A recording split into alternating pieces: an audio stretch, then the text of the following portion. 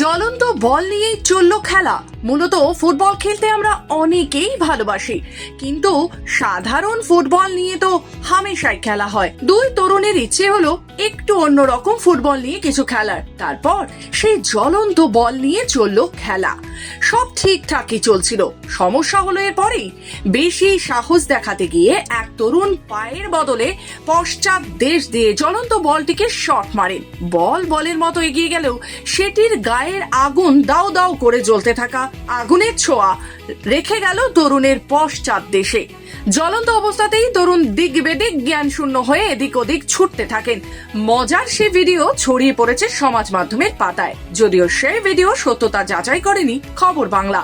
ঘটনাটি কোথায় ঘটেছে তাও সেই ভিডিও থেকে স্পষ্টভাবে জানা যায়নি। তবে ভিডিওটি ভাইরাল হতেই সোশ্যাল মিডিয়ায় ঝড় উঠেছে। ভিডিওটি একটি সুইচ ফুটবল নামের ইনস্টাগ্রাম অ্যাকাউন্ট থেকে পোস্ট করা হয়েছে। ভিডিওটিতে প্রচুর লাইক ও কমেন্টও পড়েছে।